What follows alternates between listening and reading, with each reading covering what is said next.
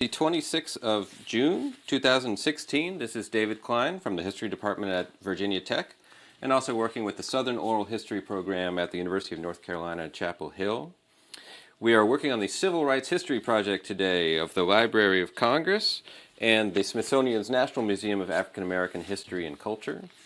Behind the camera, we have Guha Shankar from the Library of Congress and John Bishop of Media Generation and UCLA. And we are so honored to be at the home of Michael McCarty today in Los Angeles. And if you could introduce yourself for the tape, we'd appreciate it. Michael D. McCarty, storyteller, have mouth, we'll run it. And Michael, where and when were you born? Chicago, Illinois, September 7th, 1950. Okay, fantastic. So let's start just with your childhood and Sure. your family, and tell us a little bit about your people and where you came up. I grew up on the west side of Chicago. I was born on the south side. We moved to the west side when I was about 3 years old. And the greatest influence in my life, I like to say, is my mom. I am a readaholic because of my mom. And I can remember my mom reading me and telling me stories from the time I was about 2 years old. And we always had books. And my mother used to say, if you can read, you can do anything. And the other thing, interestingly enough, that she instilled in me is the idea that if you saw something wrong, you had an obligation to do something about it or to let somebody know who could. And that would come back to give her a little nip later on in life because I took it to heart. So grew up, it was me, my mom and dad. I have 2 older brothers and an older sister. And when I say older, 14, 20, 25 years between me and my siblings. I was a surprise. My mother used to say she thought she had gas. So grew up and I went to Catholic schools. My mother was from Barbados. And so I went to St. Fenbar Elementary School, St. Ignatius College Prep on the all on the west side of Chicago. I was going to be a physicist. I loved math and science, and that was my dream, was to be a physicist and to be an astronaut. I became a revolutionary. Just a little bit of a detour, but all behind that idea of my mom. You see something wrong, you should do something about it. And we got the newspapers. We got, at one point, we got the Sun-Times, the Tribune, the Daily News, and the Chicago Defender. So we were well read. And so I had an awareness of, as the civil rights movement grew and developed, I had an awareness of it from reading the paper. Watching, of course, seeing things on the news, seeing all these activities going on. But then there's the things that happen to you. I grew up on the west side of Chicago, near area of Chicago called Cicero. Cicero was one of those sundown areas. If you were black, don't have your butt in Cicero after sundown. You would be hurt, you could be killed. And these are things that you grew up knowing. Yeah. And or you sort of knew those things, and at the same time, as a kid, I remember me and a buddy, we rode our bicycles into Cicero. Inadvertently, we needed some air in our tires or something like that, and stopped at a gas station to put air in the tire. Next thing you know, there's water. Somebody's hosing us and to get us out of the area. But the incident that was the real kicker for me, I was in the Boy Scouts. And as Boy Scouts, you're trying to get merit badges. So one day, me and 3 of my friends, we wanted to get our cycling merit badges. So we left our area around 13th and Avis. 13th and Pulaski was the major street. And we were going to ride out past Crestwood, Illinois. And we figured that would give us the necessary mileage to get our cycling merit badges. So we're riding, and on our way back, we stopped at this water fountain across the street from a little league game that was going on. So one by one, we stop at the water fountain. I'm the last one. And I'm there trying to guzzle all the water in the earth. And all of a sudden, I become aware of my friends because as each one drinks, they would ride on. All of a sudden, I look up and they're waving at me and pointing and yelling. And I look, the Little League game had stopped, and the stands in the field had emptied. And this is an all-white scenario, and they're all running. And I still have this image of this woman, white woman, couldn't have been much more than 5 feet tall, running and calling me everything but a child of God with, I don't know, a brick or a ball or a bat or something in her hand. I rode real fast, caught up with my friends, passed them. Now, the thing that I find interesting, I don't think I ever told my parents about that, all right? Because that was the way things were. And we got away, we went on about our business, and life went on. And then later, I was in high school, maybe sophomore year, and me and a buddy went to a party on the south side of Chicago, over in the hood. We walked into this project, a high-rise project, and we walked into this building past these guys, and we turned the corner where we thought the elevator was, dead end. Turn around, there's these guys, this gang, and they proceeded to beat the snot out of us for however long. They literally beat us until they got tired. Now, at one point, the guys who were kicked my butt out onto the street. I guess they wanted some fresh air. And at one point, the guy is going to shoot me because everybody else is, like I said, they're literally tired. I'm laying face down on the ground. He pulls me up by the neck, puts a gun to my head, and pulls the trigger. And this girl, to my mind, an angel, snatches, "No, Johnny, don't do it," snatches his hand. And so he pistol whips me. And at that point in time, pistol whipping, bullet in the head, pistol whipping is cool. So he tells me to run, and I can't run. I can't even stand up, but I crawl real fast. Or not even fast, just crawl away. My friend is still in the building. I don't know what's going on with my friend. I see a police car stopped at a light, and I stagger over to the car. Now, at this point, I'm bleeding. I'm starting to swell up, and I stagger over to the car and frantically tell him what's happened, and he looks at me and says, "So?" White cop. So I get into the police car because this is what's supposed to happen. He's supposed to help me. And I tell him where to go. And he goes, pulls up in front of the building, and tells me to get out of the car and go into the building and find my friend. Meanwhile, the remnants of the gang are sitting outside the building. They see me. They get up, and they're coming to the police car to extract me and finish what they started. I said, "Look, arrest me. Take me away from here." So he took me to the local police station, which was only a block or two away, as I recall. So I'm thinking this is an aberration. So I go into the police station, and I never even get a chance to say anything. Now I'm really swelling up. And the cops, all white, start laughing when I walk in. Now, my friend had managed to get in somebody's apartment, and he called his mom, and we met up at the police station and went to the hospital, and he got stitches and stuff like that. But that was my personal wake-up call. And then I became involved in the youth wing of the NAACP. Me and my buddy Tyler, we started a black student organization at St. Ignatius, because St. Ignatius, like, it's a very prestigious college prep, 95% white, on Roosevelt Road, in the black community, right across from some projects, but there was no dynamic, there was no interaction. And was your street and neighborhood largely African American? All black. All black. Okay. All black by the greatest time. So and then you'd go to a school during the day at this totally different Yeah, environment. totally different environment. Totally different environment. And it's having its own issues that we have to deal with. Because a lot of the hostility that comes is because people don't have familiarity. And people react based on stereotypes. And that was the kind of thing that we were constantly confronting.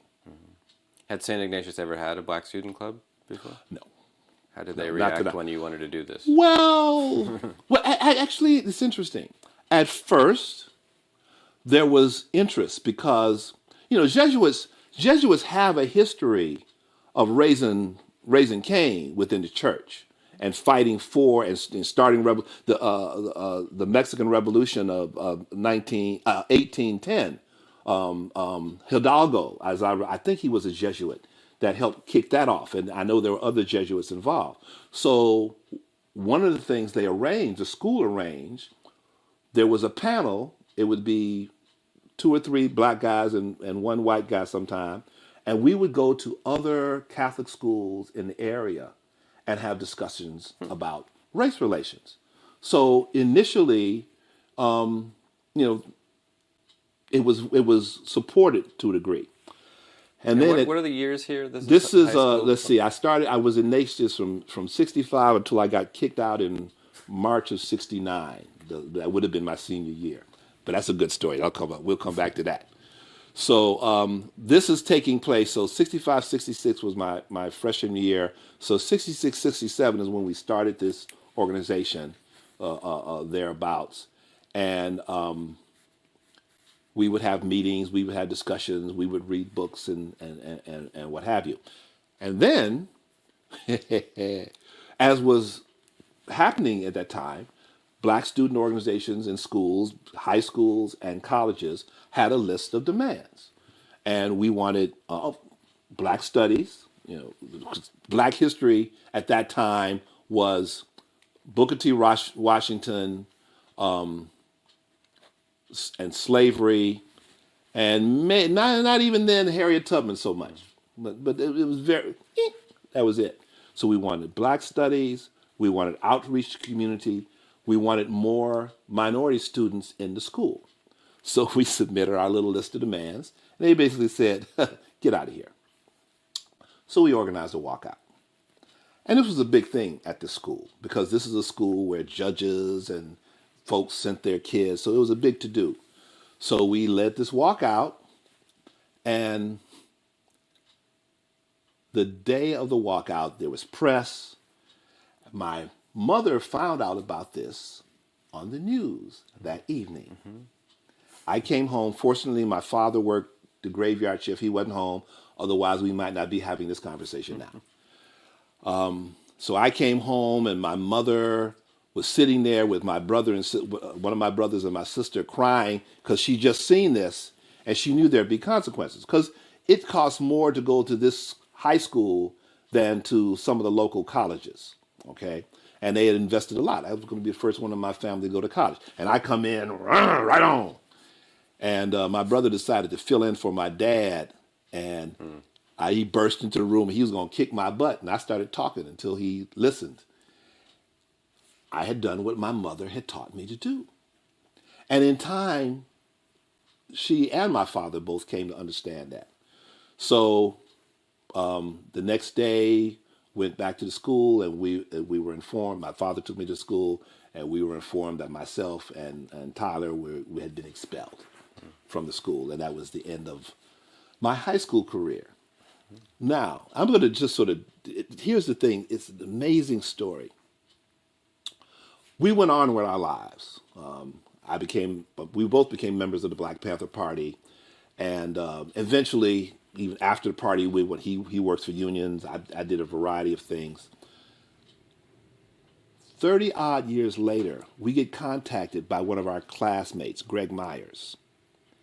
And he said, Mac, we're going to get the school to apologize and give you your high school diploma. And 39 years later, that's exactly what happened. He had put together this movement, reaching out to just about every black student who had ever gone to the school that was still alive. And the school apologized and gave us our high school diplomas. Amazing. Yeah. Yeah, What was really cute is that Did you go back to get it? yeah, they flew us in. Yeah. They flew us in. They had a big event, over 200 people. They had it at the school. We got commendations from the mayor and 2 members of the U.S. Congress. But the thing that I find the cutest is one of Gary's granddaughters, had to be about 5 years old, said, Granddaddy, how come it take you so long to get your diploma? And he had a good story to tell in Oh, yeah. response. Yeah. Yeah, that's amazing. I wanted to ask about, because those times in Chicago, you guys were in school, but were you aware of King coming to town and Oh yeah, he was in organizing? my And neighborhood. okay, yeah. When he came, he stayed around the corner. In fact, my buddy Tyler, he got to see him. He got to see him because he was right across from Douglas Park. He was on Hamlin. He stayed on Hamlin, and right across from Douglas Park. And Gary was walking from the park towards his house, and Dr. King was talking out the window to some of his staff, and he looked up and said, "Good morning, Dr. King. Good morning, young man." It just, yeah, Mm-hmm. yeah, What would you ask Dr. King if you was given the opportunity to? yeah. And I remember I actually do a story about it. How King said, "I have dealt with racism throughout the South, and I ain't seen nothing like racism in Chicago." There was a priest who taught racism from the pulpit over in Mayor Daley's neighborhood. I can't remember his name, but I have it somewhere. In fact, because I remember while we were in high school, one summer we had this job, and we were going to the we were in Bridgeport, knocking on doors trying to sell something. Somebody didn't like us. I don't. So we're doing this. We're getting doors slammed in our face and what have you. And then one of our white classmates. This is all through Ignatius. One of our white Mark classmates. He says, "Come on." He drives up. Says, "Come on, come on, y'all get in the car," because he had overheard this group of white folks saying they're going to round us up and do us bodily harm. Yeah, that was our last day doing that job. Mm-hmm. Yeah, Chicago is still considered the most segregated city on planet Earth. Do you- Very much so. yeah. I mean, do you remember there being a change of any kind when King and those folks came in, or there being talk about it, or Oh, I remember. yeah, Yeah, yeah, yeah. yeah. There was I remember before the there was going to be a march. Before the march began, King was hit upside the head with a brick. Before the march began, and the level of violence, the level of animosity, he said he I mean, and he'd been hosed down. He'd been dealing with the Klan in the South. He said, "I ain't seen nothing like this." Chicago. So tell me about. So you got kicked out of high school. What next? Well, then I became a full-time member of the Illinois chapter of the Black Panther Party. And when had you first come in contact with the Black Panther Party? Well, like I said, I read. And so the party formed in October of 66, and it was, I think, around 67 that they went to the Sacramento Capitol to protest the law, 67, 68, to protest the law that they had been using Right. to bear arms legally. And that was in the news. I mean, that was an amazing thing. The pictures of them standing on the Capitol steps with their weapons, and the fact that they were patrolling the police with their guns and with their law books.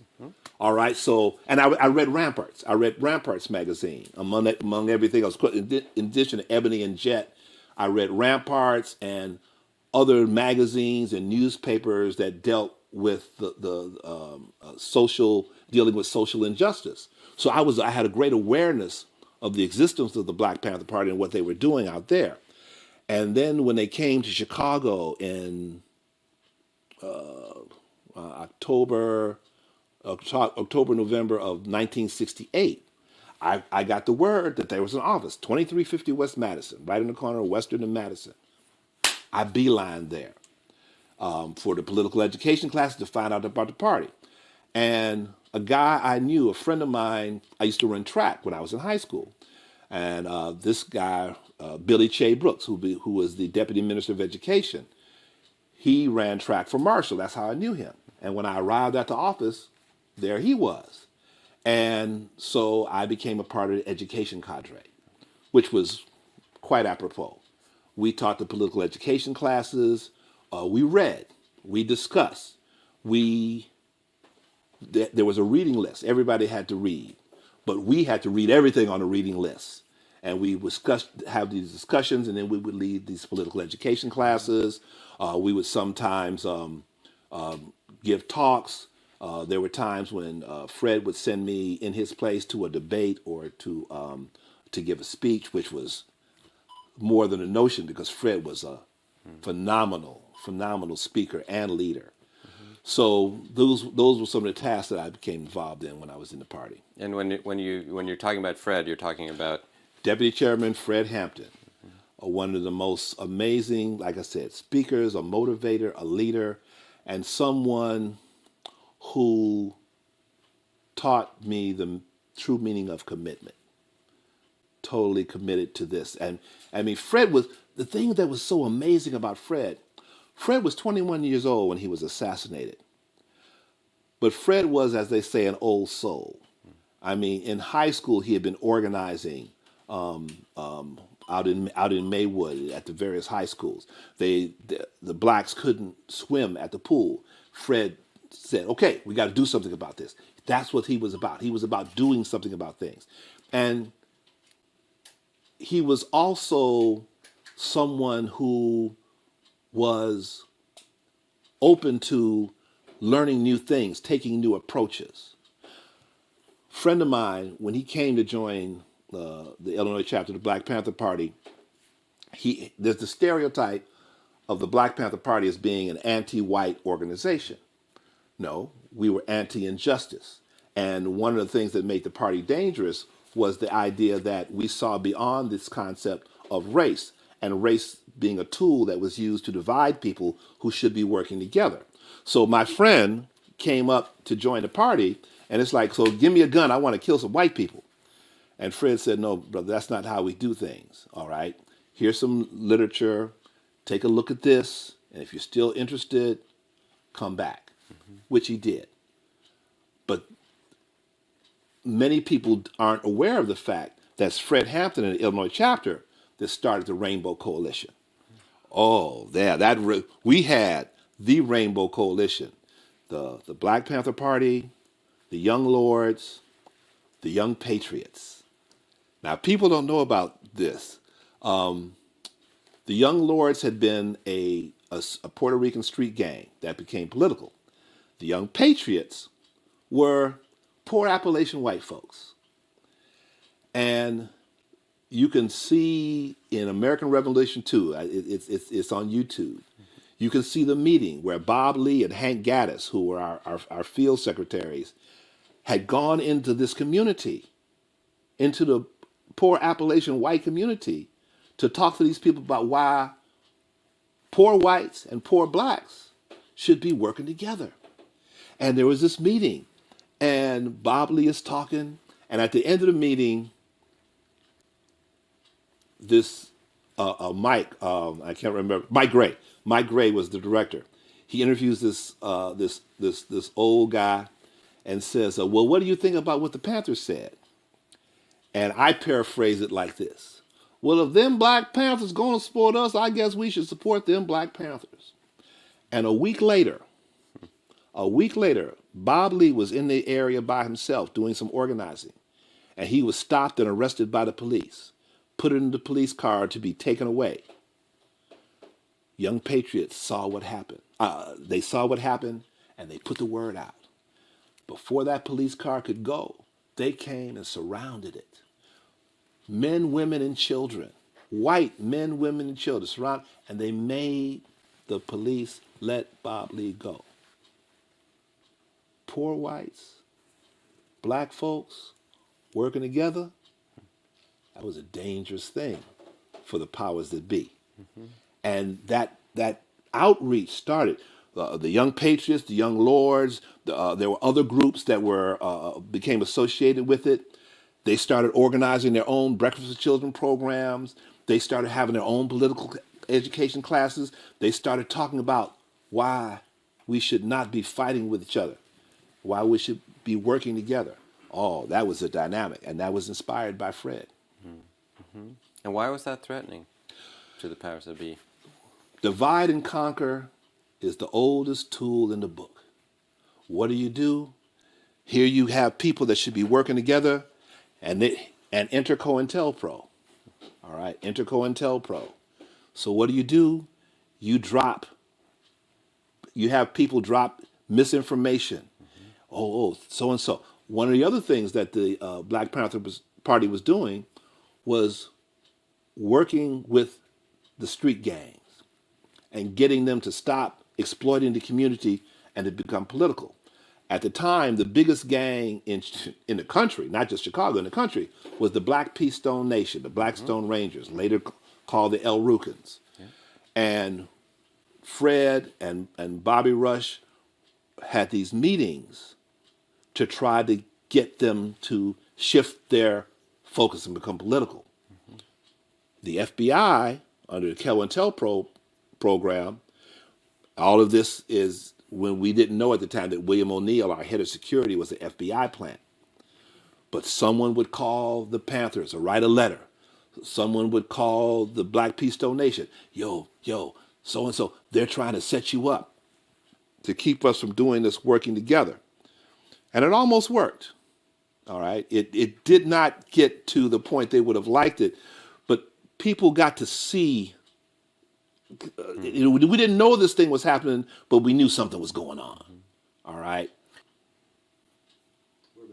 Were there other plants or suspicions that there were others? So did it kind of work in terms of creating paranoia? Well, in a manner of speaking, you had to be, because once it was a given that we would be infiltrated.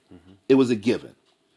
But when you started seeing things happen, and then all of a sudden that you have these people who are prodding this, so a level of justified paranoia was indeed evident, and that did ultimately have an effect on the party, in fact, on the movement in general.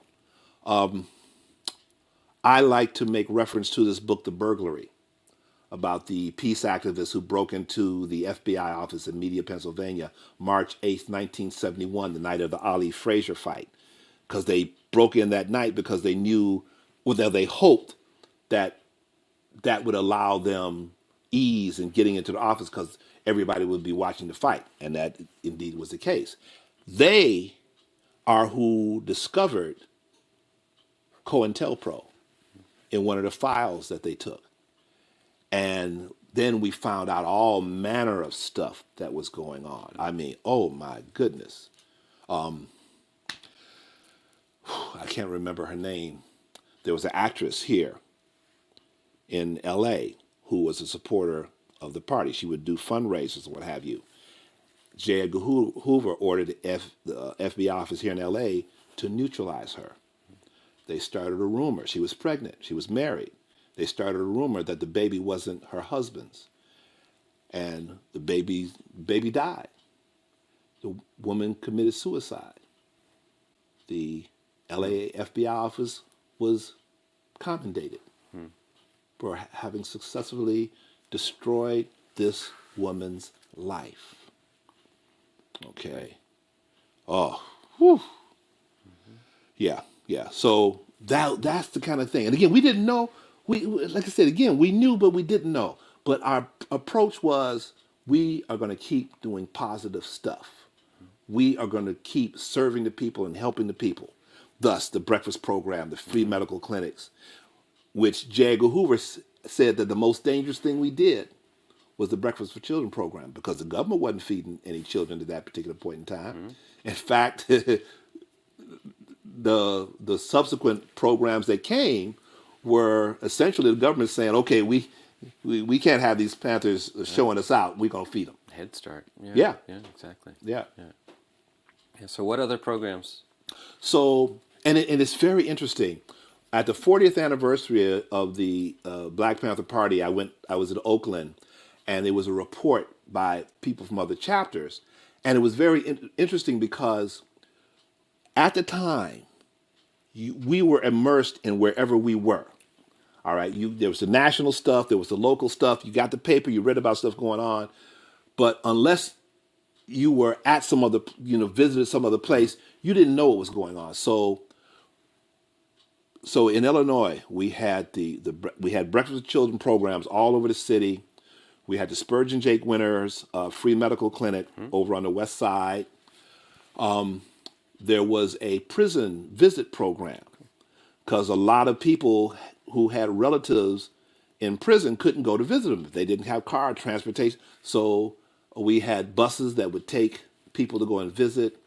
In other chapters and other branches around the country, there were dental programs, there were food giveaways, there were clothing giveaways. So they were all wherever you were.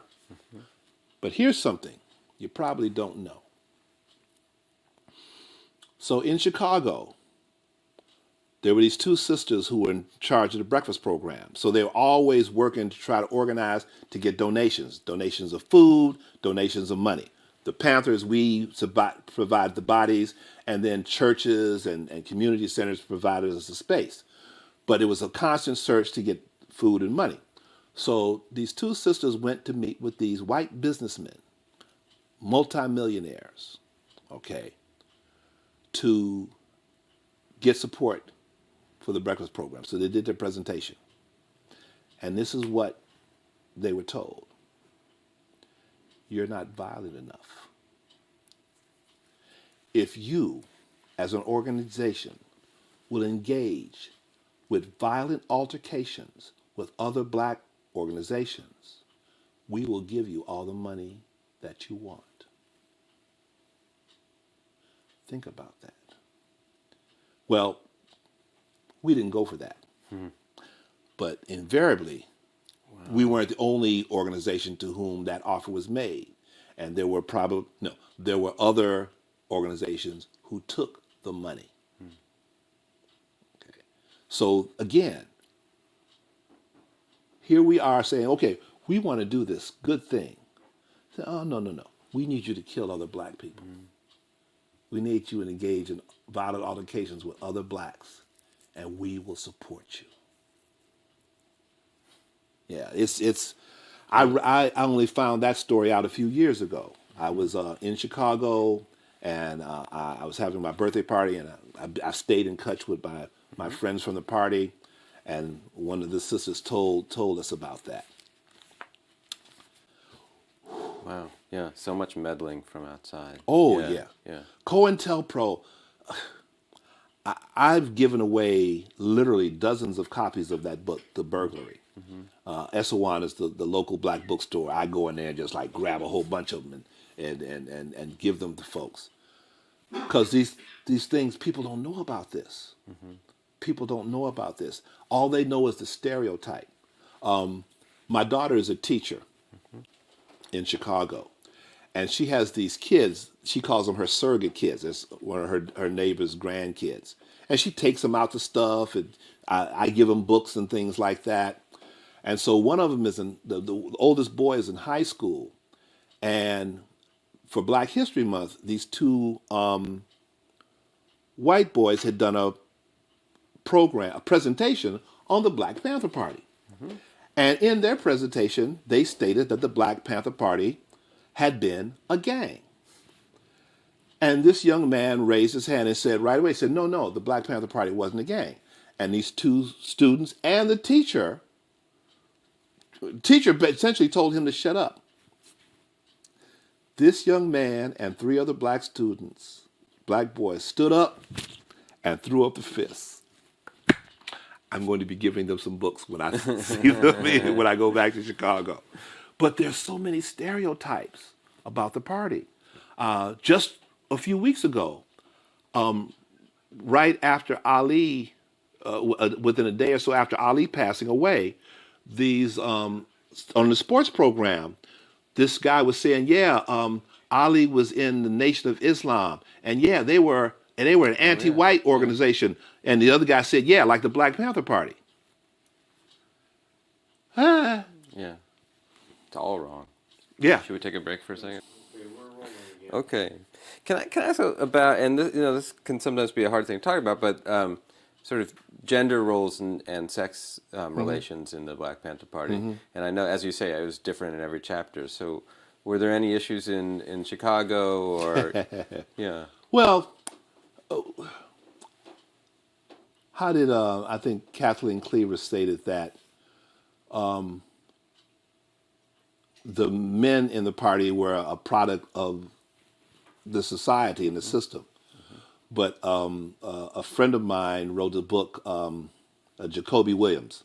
He wrote a book, From the Bullet to the Ballot. And how did he say?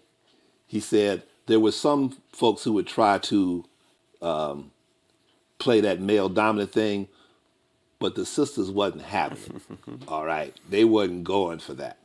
So within the Black Panther Party, you had, in fact, at the height of the Black Panther Party, probably the majority were women in the party, and women were in leadership roles, and not just in the traditional secretary role, but in other field secretary, field marshal, whatever, things like that. And women had very, very prominent roles within the Black Panther Party. The idea being that freedom is for everybody. And if anybody is oppressed, there is no freedom. So you can't oppress women and claim to be for freedom. So, and sisters in Chicago, please. And every place else, because you see, you watch the films, you see that the majority, and the sisters were there, the sisters were there cleaning their guns, they were there with the breakfast program, they were there with the health clinic, they were there with whatever had to be done. There was no men's role. I cooked breakfast. I served. Men did that just as much as, if not more than. All right, because there were no gender roles like that. Okay, Yeah. cool. What were the biggest difficulties, challenges that you all faced? Boy, that's a goodie. All right, let me just, no particular order. The biggest difficulty, the ultimate difficulty, was that, as one of my buddies who left the party said, we were willing to give our lives for our people and their freedom. We wanted to change the system, this oppressive system. But for the most part, the people for whom we were ready to give our lives, they didn't care about that. They wanted a bigger piece of the pie.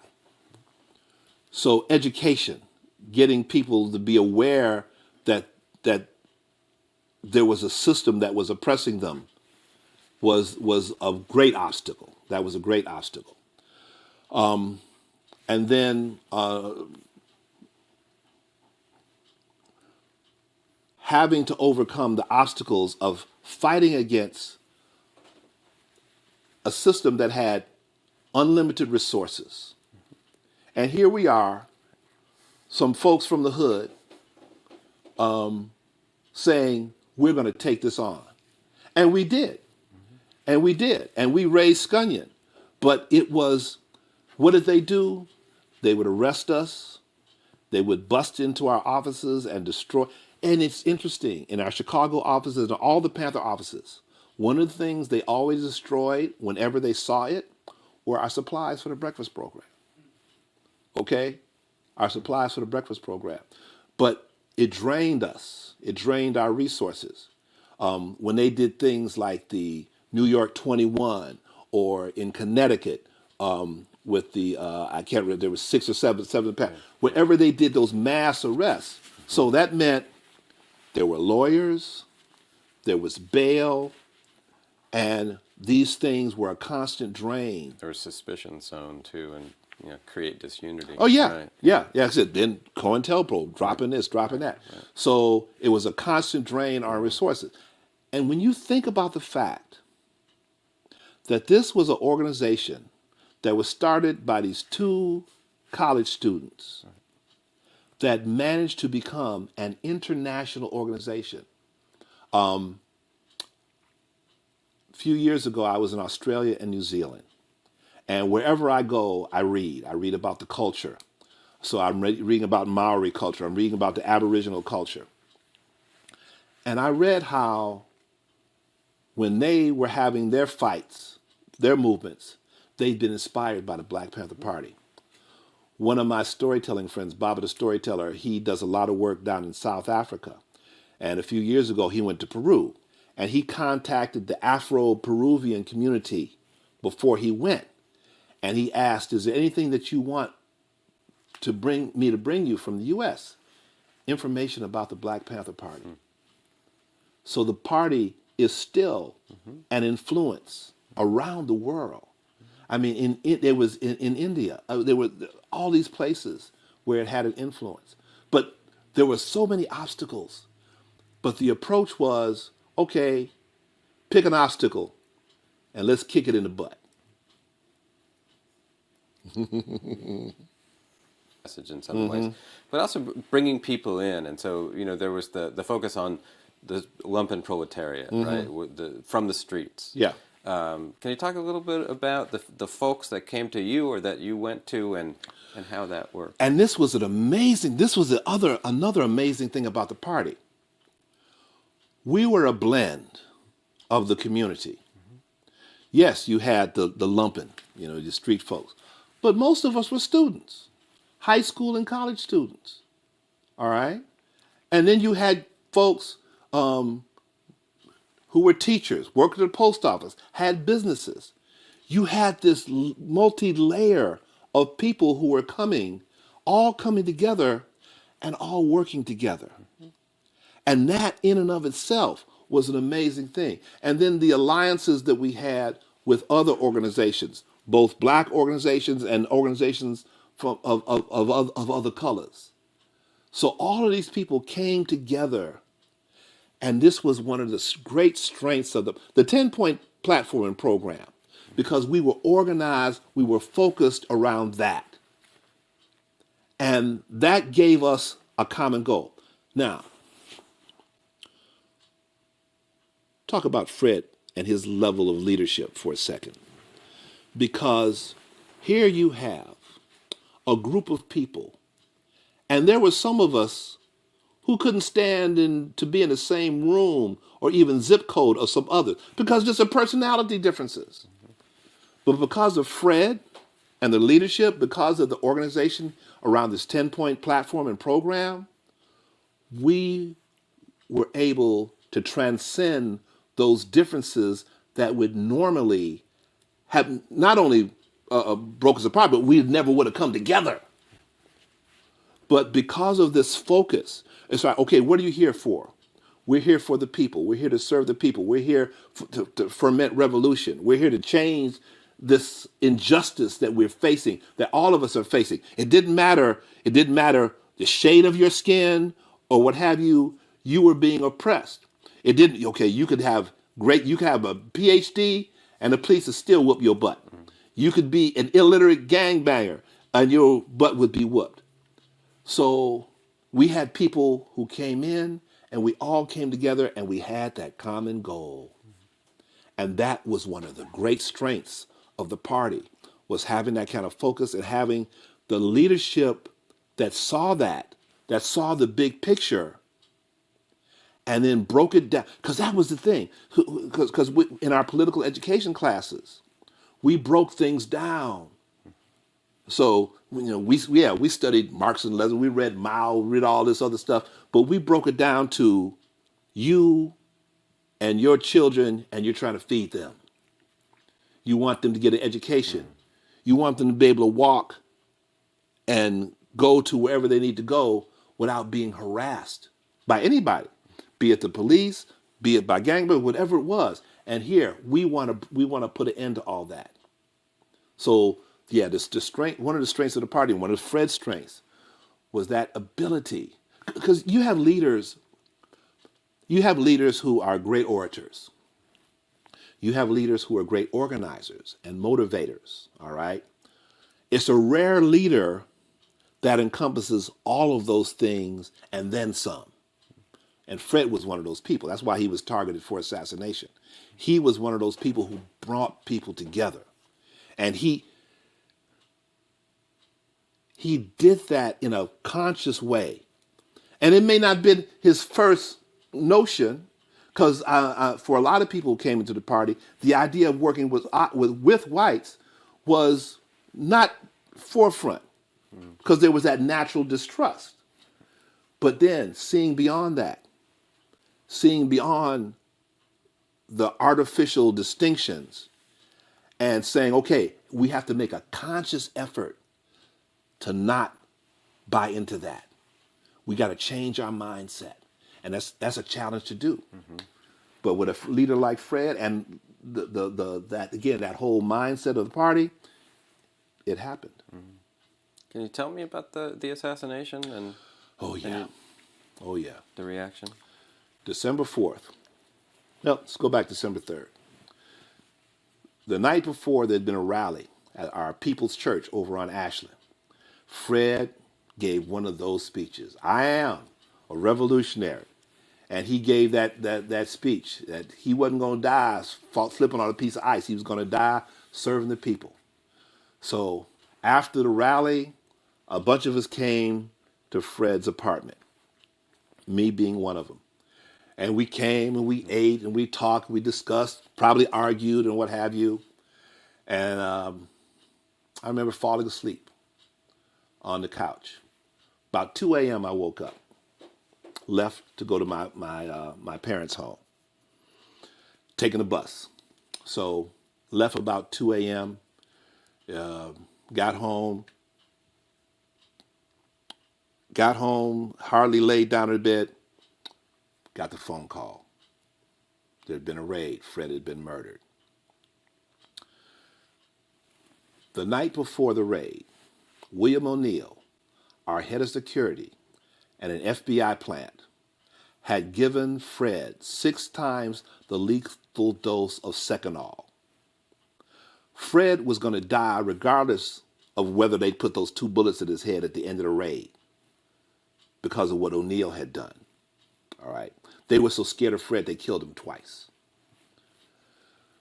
So I get the call, go over to the apartment, and Edward Hanrahan,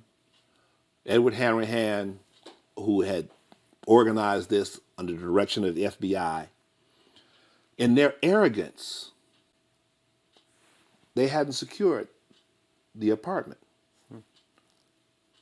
And so we came in and saw what was going on, and word spread through the streets of what had happened. And people started coming to see it. Now, as I mentioned, Fred was still alive at the end of the raid. He had never regained consciousness. He'd always been groggy because of the Seconal. At the end of the raid, when all the other Panthers were in the front of the house getting ready to be taken away, one of the Panthers heard one of the cops say, "He's still alive." And then, bam, bam, 2 bullets to his head. He's good and dead now. The blood ran from Fred's room was in the back off the kitchen. And the blood ran out of that room through the kitchen into the dining room. All right. Fred was a big guy. We brought people in. And Hanrahan was saying there was this great shootout that had happened. The only bullet that had been fired was Mark Clark, who was sitting at the door as a guard. He was the first person shot. And when he was shot, his shotgun dropped and discharged into the ceiling. That was the only bullet that was fired from inside. Now, Hanrahan had been telling everybody, look at all these bullet holes they were nail holes. They were nail holes. And just to sort of jump ahead, but to get this point across, a suit was filed against the Chicago police and the FBI, which the survivors won. All right, the survivors won because they should have, because they were wrong. People came for days from all over, not just Chicago, but people started coming from other states and come because anybody who could see what had happened there. And even people who were not necessarily supporters of the Black Panther Party could see that this was murder. straight up murder. And it galvanized support for the party, and other chapters and branches started opening up. And at the same time, there was also more infiltration going on, just sort of jumping around. There were actually chapters and branches that were started by FBI plants, okay? Because who knew? Who knew? But the murder of Fred, I mean, they murdered Fred with intent because he was a dynamic. Fred was about to become a national leader. He'd just come back from California. He was probably going to be on the Central Committee because he had this gift. He had this gift. I mean, I can't emphasize this enough.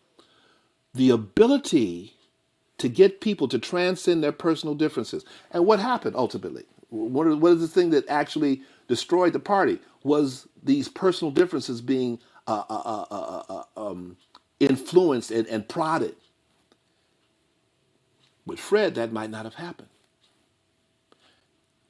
J. Edgar Hoover and the FBI were very focused. They didn't just do things randomly. Later, my wife and I left the party in 1970. And in December of 1970, I was working for the post office. And I'm sitting at my station, and my supervisor comes up and says, Mac, you got to go to the 9th floor. And that was like the 9th floor. Dun-dun-dun-dun-dun. Nothing good happened on the 9th floor. 2 FBI agents, they wanted me to rejoin the party and be an informer. And I told them what they could do with that idea. And they told me,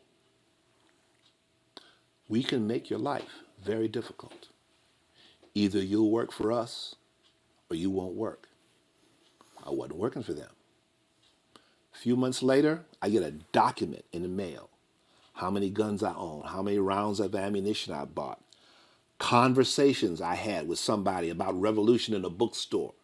All right. Even about my having led this walkout and gotten kicked out of high school. All right. They was all up in my beeswax. So I had to leave my job at the post office. I go apply for other jobs. My applications would disappear. Or a job that I interview well. All right. You're perfect for this job. All of a sudden, no, we found somebody else. Over the next 2 years, I had 3 apartments broken into 8 times. They had a woman calling my wife like she was my girlfriend.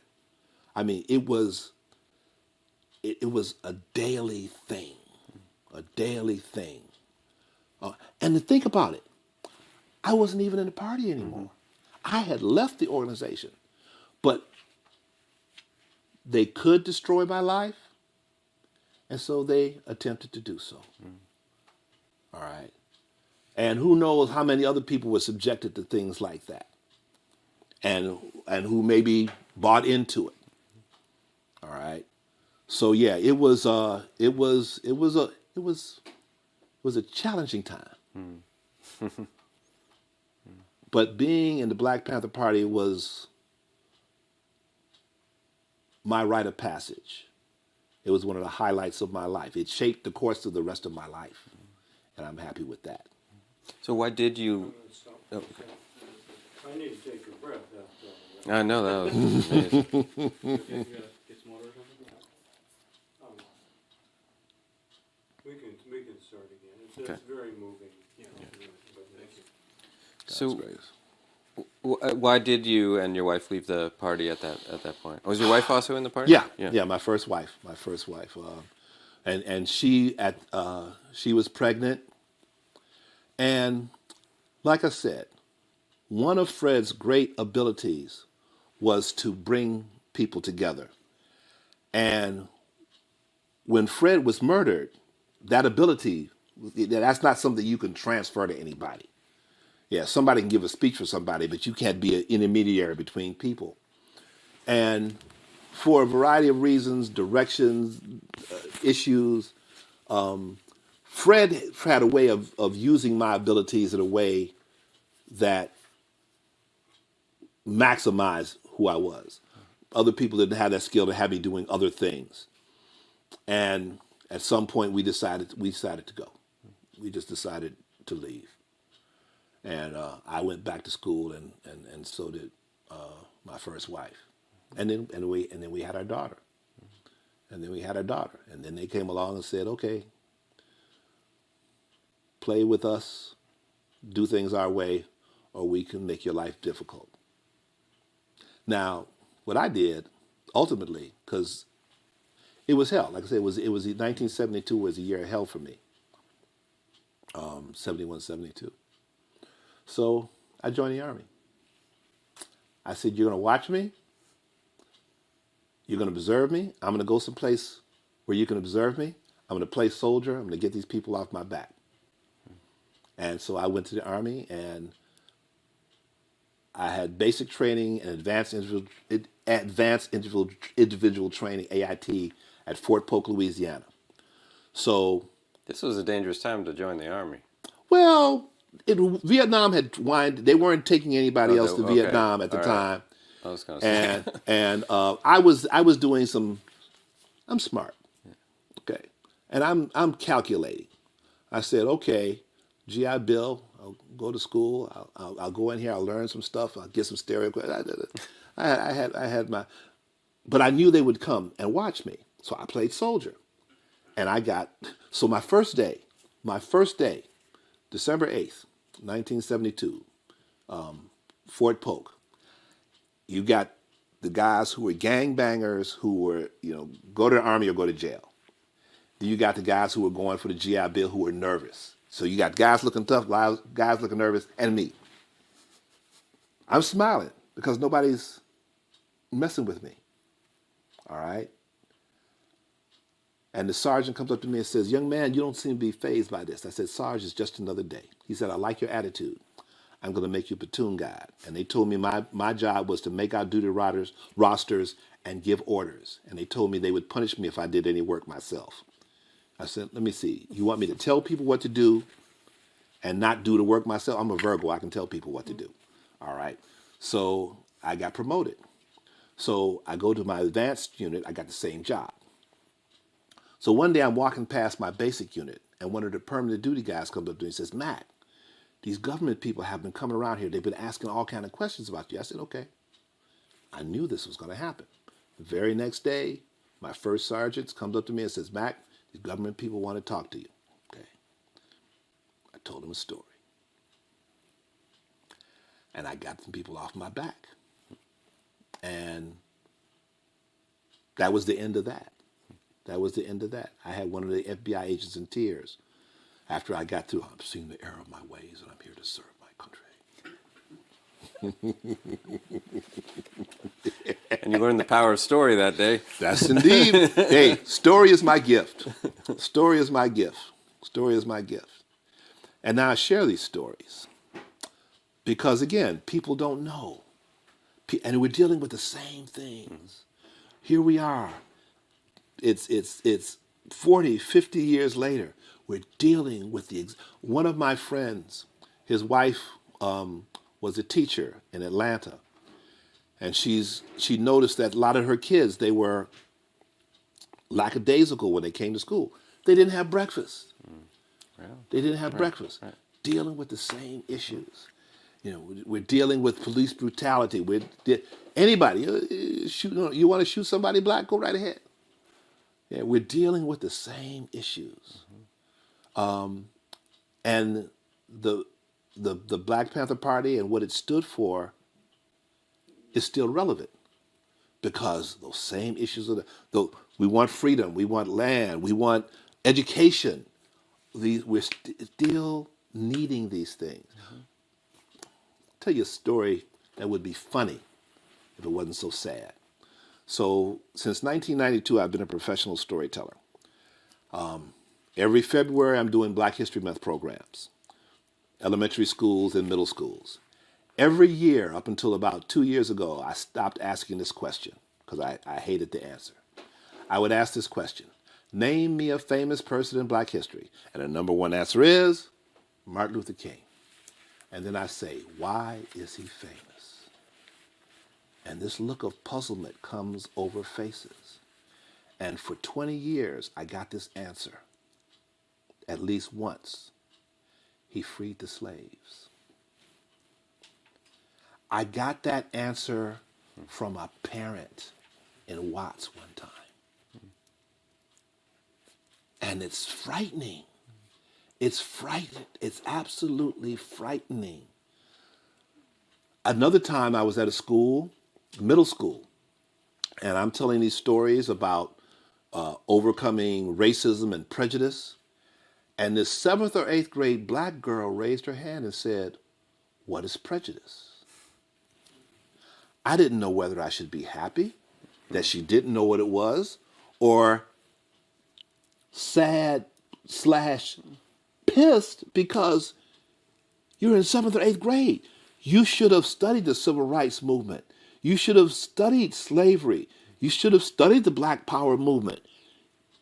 But apparently something was missed. And here it is, 2016. And we're still confronting. In fact, in many ways, it's like a re-inspired racism. Part of it inspired by the fact that people are pissed that Barack Obama is a black man as president. And it's like, how can we just mess up everything and everybody? And it's uncanny. It's frightening. And there's even more reason now for things like this, things to make people aware, for people to stand up and learn from the past, because we can't forget these things, and we have to go on. The struggle indeed continues. It's, we are and have been in a state of perpetual war. We've been in a fight, black folks in particular, but really poor people or not real rich people have been in a perpetual fight. Slavery, indentured servitude, all these various things that are used to keep the masses of people down. We fight, we lose some battles, we win some battles. We win a few battles and we think we've won. But no. I mean, just in the last few years, they've taken the civil rights movement. And they like say, "Oh, look, let's take this away. Let's take that away." And people see it happen and say, "Oh," instead of saying, "What?" and challenging these things. Again, what people forget, because you have people who say, "Well, that affects black people." What is the poem from Germany? They came for the trade unionists, and I said nothing. They came for the gypsies, and I said nothing. They came for the Jews, and I did nothing. And then they came for me, and no one said anything. I'm paraphrasing No, the heck you got out of it. You got it. Yeah, that's but it. people don't make those connections. I wish I could remember. There's this great story about farm animals, and this cow is or pig is trying to say, "Help me," and all the other animals say, "No, I'm not helping. It doesn't have anything to do with me." And something happens to this animal, and it affects the farmer, and he kills the pig, and he kills the chicken, all because they thought they were disconnected from this. So when you have people who start making those connections, those are dangerous people for the powers that be. And they will try to do things to disrupt them, embarrass them, neutralize them. But we got to keep on. We got to keep on. So this is connected, I think, and you used the phrase "Black Power" a few minutes ago.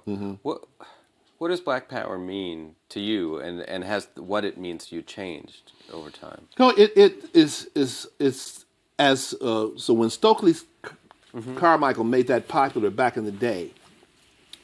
The idea was that here you have a community, the black community, of all groups. The dollar leaves the black community the quickest. Asian groups, white groups, other groups, their dollar stays in the community for a while before it goes out. Black dollar gone. So you'd be in the black community, usually the stores and shops and what have you, were not owned by the people of our community. So Black Power initially was the idea that, all right, we have got to take charge of our lives. Everybody does. Everybody else does it. We weren't doing it. All right, not in a concentrated way. There have always been folks. There have been the Marcus Garveys. There have been people who have organized things and said, okay, we've got to do these things, and then government comes in and busts it up some way, shape, or form. So Black Power was saying on several levels, economically, take charge of the of our communities. Culturally, take pride in who we are. Because I mean, between the skin bleaching and the I have it in my office. I remember this thing that we used to say as kids: act your age and not your color. And there was a whole little thing that we would sing. We would sing this. And there were a bunch of things like that. Act your age and not your color. I'm your friend and not your some nonsensical things that we would say, but disparaging who we were. All right. And back when I was growing up, you wanted to start a fight with somebody, call them black. Call them black. Those were fighting words. Those were absolutely fighting words. So Black Power at the time, it meant black economic power, it meant black pride, it meant taking charge of our education. All right. Starting in the homes, teaching about who we are. Because for most black people, no, I take that back. For society, black history, most people think starts with slavery. They don't know about the Mansa Musas, the richest man in history from the kingdom of Mali. They don't know about all the inventors, the scientists, and all. There was a program in the 90s, I think it was, could have been in the 80s. There were these students. It was a middle school or a high school, and they were getting the black kids, black boys, were getting lousy grades. That summer, they were put in a program where they learned about the historic role of people of African descent in the sciences, in engineering, and all these great things, mathematics. The following year, those boys were getting A's and B's. Right? Just that simple opening, an awareness. And so that's one of the things I told you I like to give away books. I like to get kids interested in math and science because you open up the possibilities, and we need that in such a bad way, just as much as we needed it back from day one. So like I said, we got this war, we got this perpetual battle, and we have to be conscious. If we win a battle, we can't let up. We can't let up. We have to keep striving. Okay, Well, Fred, okay, you're going. Your question's on. Right, and I just wanted to ask you about the button, but who was that iconic figure? Fred Hampton. And Fred Hampton is one of those people, why I love doing these things is letting people know about Fred. Because Fred was an amazing person. on so many levels. And I encourage people to Google him. There's a couple of books, The Assassination of Fred Hampton by Jeff Haas, and then From the Bullet to the Ballot by Jacoby Williams, where they talk about Fred and the activities that he did. And here, like again, this was someone, he was committed. And for him, activism was like breathing. It's what you do. I think it's a quote from Ali: activism is my price for being on the planet. What is the price I pay for being on the planet? And Fred took that up, and I think he probably started in 7th or 8th grade. But by high school, he was full blown. I mean, he was organizing adults and carrying on. In high school, people like this are rare. They are rare. I mean, rarefied air. And the fact that he was targeted and snuffed out at the age of 21 shows you how amazing this individual was. I mean, this young man, people sought him out to be part of stuff because when he came with it. He used to say, you can't be, there's no part-time revolutionaries.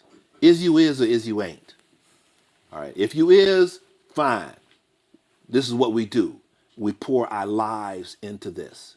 And Fred literally poured his life into this. He knew he was going to die. I mean, think about that. He knew that he was going to die. He knew that he would be killed. And he did it anyway. All right, most people tell you, no, don't do this. Something bad might happen. And he said, yeah, something bad is going to happen. I'm going to do this anyway. Because, as he said, he would die for the people. And he did. And I feel that part of my mission as a storyteller and someone who knew him and was inspired and influenced by him is to share him. To keep, there's an African saying, which I paraphrased. Until the panther tells his story, only the hunter will be glorified. So I tell the story. What was, I was going to ask this before, and I forgot to ask about the immediate aftermath of Fred's death. What was that like within the party? What did you all do who survived that? It was galvanizing. We loved Fred. And this is how I like to say it. If Fred said, go through that wall, you'd go through the wall to say, you got another one? All right. All of us in the party love Fred. Now think about that. All right. You have leaders, but leaders got a little stuff here, a little personality quick. Everybody loved Fred. Everybody would do whatever they could. Fred said, do this, you do it. He was that kind of person because he showed you, I mean, his life. His life was service. His life was full commitment. And so you wanted to match that or try to. And he inspired, man. He inspired because like I said, we still get together. Those of us who knew Fred, when I go back to Chicago, we're still inspired by Fred. We're still inspired by Fred. So his death galvanized us, and it galvanized the city, the activists, the black community in particular, but the activist community in general. All those organizations, Young Lords, Rising Up Angry, the Young Patriots, even the Blackstone Rangers and some of the West Side gangs, all in that time, all friction, petty stuff went poof. And people started working. People started organizing. It would have been lovely if it could have been sustained. But it didn't last. Yeah. Like I said, there Too many other things. so much. COINTELPRO, all right, COINTELPRO, and again, They killed Fred with intent because he had that special oomph, that special quality. And it's rare. I mean, you look, I don't care what organization you look at, be it political, be it a business, you see a group of people, you see people bickering with each other. With Fred, wasn't no bickering. Wasn't no bickering. He was an amazing human being. He was an amazing human being, as they say, an old soul. And he had the rarest of qualities. Like I said, he brought all these leadership qualities together and then some. And then he had that extra special oomph. So It was interesting what you were saying before about if he had survived, what the influence would have been on the party. yeah. Beyond. Yeah. Yeah, that's why because he when I told you about my friend when he came to join and he thought he was, he wanted to gun and shoot white people and carrying on. Now, the way Fred dealt with that, think about that. No, he could have said, "No, man, that's not the way we do things." Or he could have just laughed and said, "Yeah, I know how you're feeling." But he said, "Listen, we do things differently. Take this. I want you to look at this and then make your own decision." He wasn't trying to flick his will on him. Take a look at this. See if this fits. This is the way we do things. I mean, that again, that's dynamic, man. That's powerful. And that's where he was. So I'm repping Fred. Right on. So I had a question about the sustainability thing, which I think you've been talking about a little bit before. And what of those programs, like the after-school program, the lunch program, do they get morphed into something else, or do they just sort of wither away, or what? Well, actually, like I said, the government ended up starting breakfast programs and lunch programs at schools, free clinics. There are a lot of free clinics all across the country. In fact, okay, this is really, really neat. So I came out of the service. I was stationed in Korea for 2.5 years. I got introduced to Oriental medicine. And I came out of the service. I became an acupuncturist. And I ended up setting up an acupuncture program at this free clinic that was run by one of the doctors who had worked at the Spurgeon Jake Winters free clinic on the west side. And so after the party's demise, he started this free clinic. And as far as I know, it might still be going on. So I was with the program. I set up this acupuncture component in the 80s. And like I said, as far as I know, it might still be going on. So, and other organizations just recently, when I say recently, a couple of weeks ago, a friend of mine contacted me. He said, "Look, I'm going to be starting up this program over in East LA. I want to talk to you about the breakfast program." Coming back. Yeah. Yeah. Yeah. So again, the awareness, as people become reminded of or aware of the things that the party did, it's like, okay, let's do this. Because the idea is to do something. You see something, there's a problem, what can be done to rectify it? Yes, just yell and scream about it, okay, but what can you do to make it right? So this is kind of ridiculous. Well, it is ridiculous, but Super Bowl, Beyonce performed and wore a beret, and people flipped out. Yeah. What do you think about that? I loved it. I loved it. In fact, check this out. You're gonna love this. You're gonna love this. So, in April, I was in New York. I have a one-man show. It's called The Happy Panther, about my Panther experience, and I did it at the Provincetown Playhouse Theater in New York, where Paul Robeson used to perform. I was very honored to be there. So, I put it out on Facebook. so that people know I'm going to be doing this program. And one of my friends, who is an artist and organizes these programs, said, I'm going to get you on this radio show. And there's this program on Sirius XM, Sway in the Morning. Okay? I didn't know nothing about no Sway. All right? So I said, okay, a radio show. I've been on radio shows. Let me know where I'm supposed to be. I'll be there. And so she makes the arrangement, and then I get this notification, the limo will come and pick you up. I'm like, what? Limo? What's up with that? So, But all right. I said, well, let me see, who is this Sway guy? So I put in Sway, and you know how when you're Googling something, at some point, and if something is very popular, very early on, a couple of letters, it pops up. And 3 letters in, up pops Sway in the Morning. And I click on the page, and there he is with Obama, and there he is with Snoop Dogg, and there he is with Goldie Hawn, who was on the program before me, and this brother, New York Panther brother, Odinga, who had just gotten out of prison.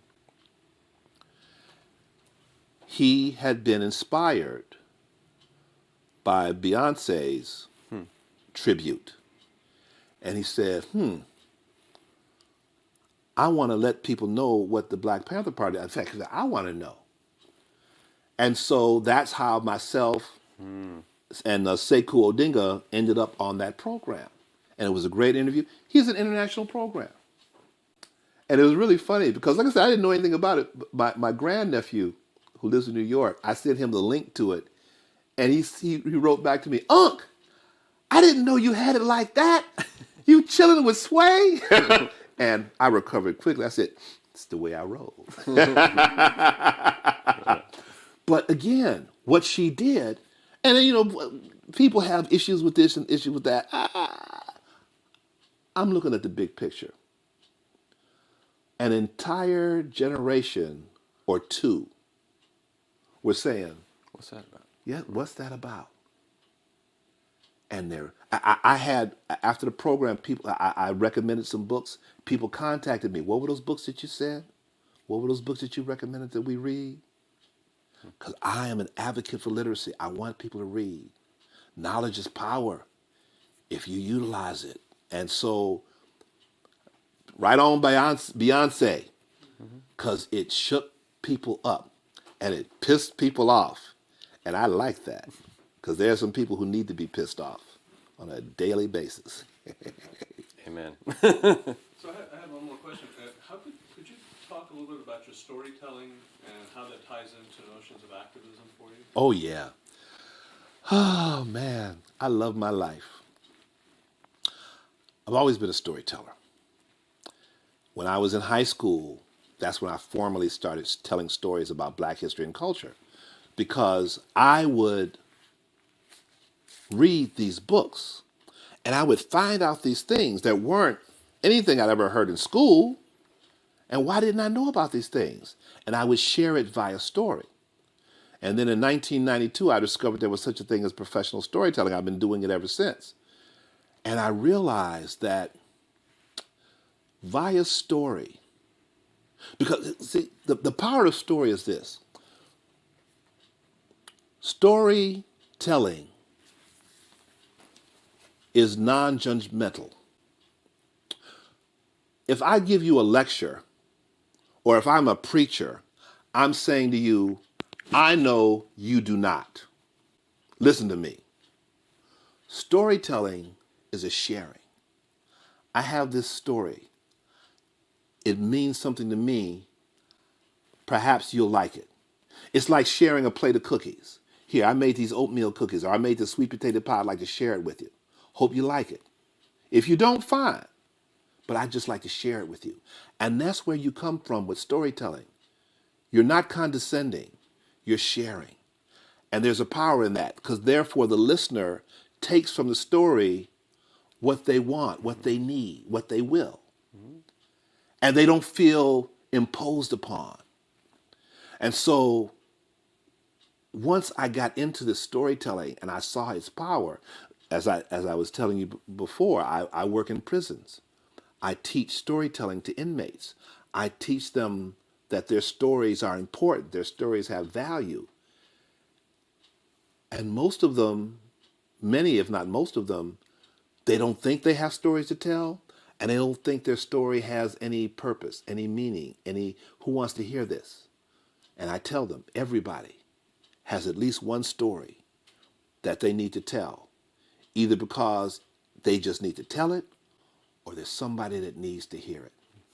And I've had guys in prison tell me, look, they tell me, I never ask them why they're in prison, but they tell me. And I've had guys tell me, look, this is my story. This is why I'm here in prison. And it might be a murder, a horrific case. And they tell me, if at any time you find that sharing this story will be of help to someone, you have my permission to do so. It's more important that that help happen than me being embarrassed by the horror that I committed.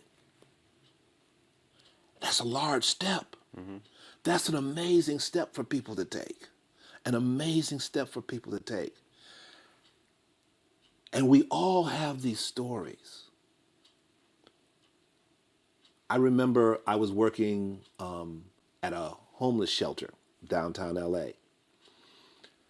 And again, I got this group of people, about a dozen or more people, many of whom said, oh, I don't have a story, I don't have a story. And there was this one woman who absolutely resisted telling a story. Actually, I thought she was a staff person. Middle-aged black woman, dressed very nicely, spoke very well. And finally, she shared her story. She got hit, but she lost her job. She got sick. She lost her insurance. And she lost everything. And she ended up homeless. And she talked about how she used to really be down on homeless people because she thought they were lazy. And there she was in that situation. And it was a powerful story that she shared. But she kept saying, I don't have a story, I don't have a story. But her story was one of the most powerful stories. And so, one, I tell stories to inspire. I tell stories to motivate. And then two, I teach people how to find and how to tell their story. And many of us do, most of us do, who are storytellers. That's part of our mission. That's part of what we do.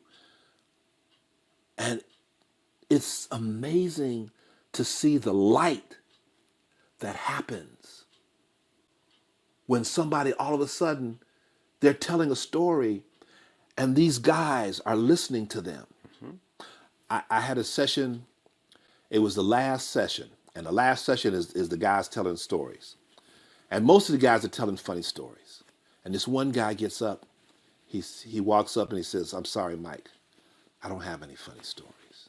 And he gets up and he tells this story about how he and a buddy were jumped on by a gang. His buddy was shot. They're in the hospital. His buddy is having surgery. When his phone rings, it's his girlfriend, his pregnant girlfriend. Something's wrong. She needs him to come and take her to the hospital. He takes her to the hospital. The baby's born and the baby dies. And I'm watching the rest of the guys in the room. One guy telling, there's 15 guys listening plus me. And everybody is focused on him. Now, sometimes somebody will be sort of chattering in the back or not really paying attention, but everybody is locked in. And they're there for him. And that's the power of story. We hear a story, and I tell them stories lead to stories. Because when you listen to a story, you're reminded of things. There might be a direct correlation between the story or none whatsoever. But all of a sudden, a memory is triggered. And you remember something. It's like, when I was doing a workshop with veterans at the VA, and this guy remembered a story from when he was in Vietnam that he hadn't remembered since then. And that's that power of story, of sharing your story. Because storytelling is a dynamic. 3 parts. There's the storyteller, there's the story, and there's the listener. And you have to have all 3 parts. And it's interesting because the thing that distinguishes storytelling from theater, a play doesn't care about the audience. A play is the play. But storytelling, as I said, is a dynamic. It doesn't happen without an audience, without the audience.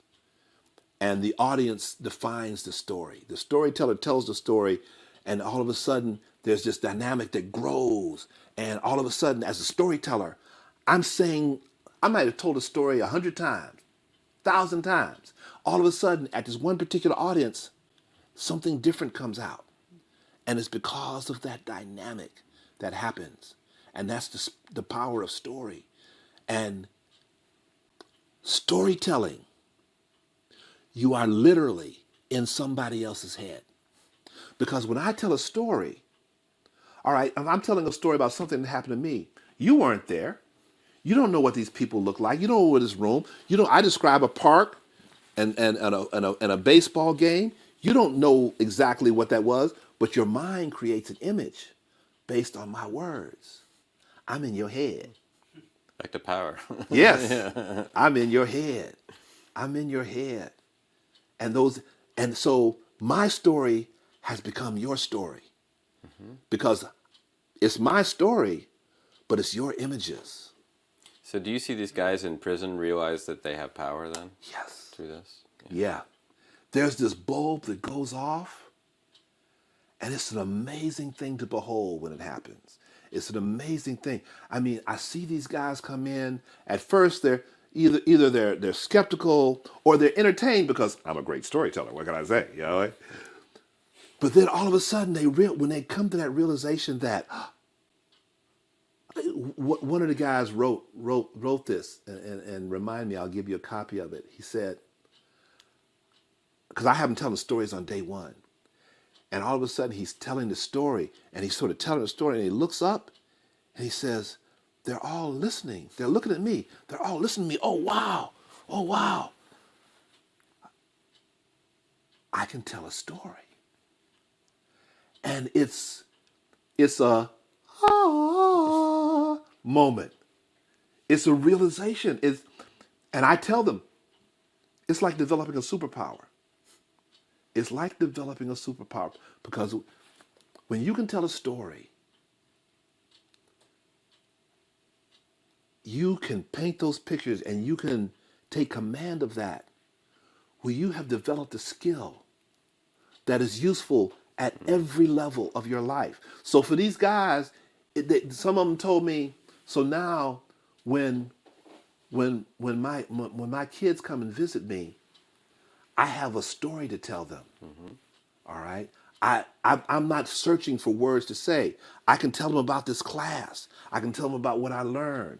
I can tell them about the stories that I remembered. Okay. So there's this whole thing that happens, and it's so amazing. I mean, it's absolutely amazing.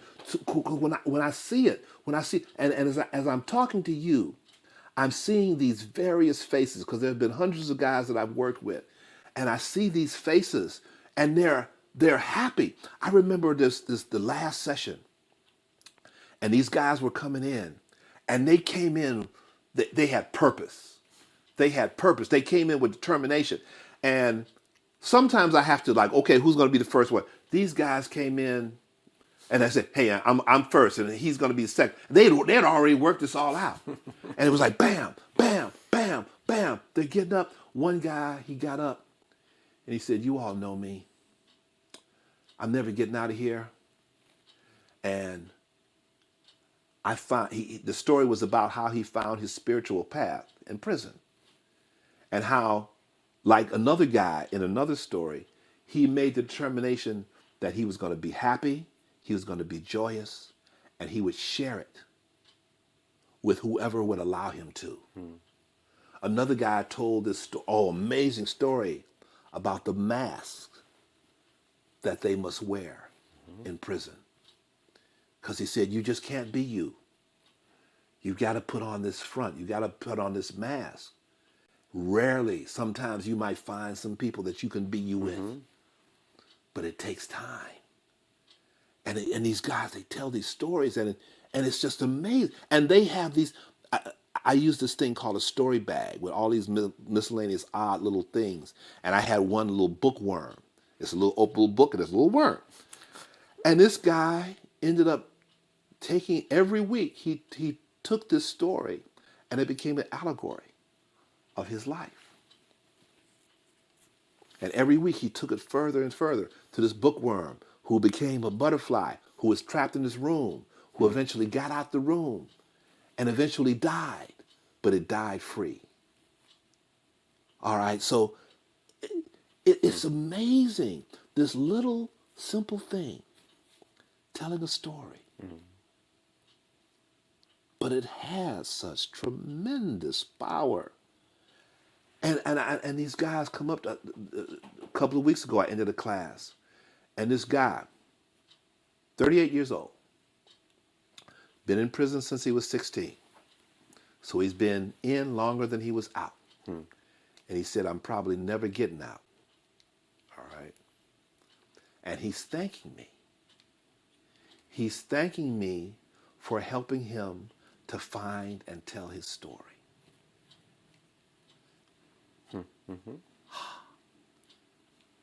Very powerful. Yeah. God, I love my life. The Happy Panther. Yes. I'll show it to you. I have one picture of me and Fred. All right. He's Love up to see on it. the platform giving a speech, and the typical Panther pose is, and there's me. Right on. Love it. All right, cool. So let me just thank you. Oh, This has been an absolute pleasure. thank you. I'm very happy. Hey, like I said, telling people about Fred and the party, and letting people know about their own stories, the power of their own stories. That's why I'm here. Yay! Yeah. Who would you like for me to do a video on next? What are your thoughts about this video? Please share them in the comments. Please be honest when answering these questions. Share this video with anyone you deem necessary. And don't forget to like and subscribe to the channel.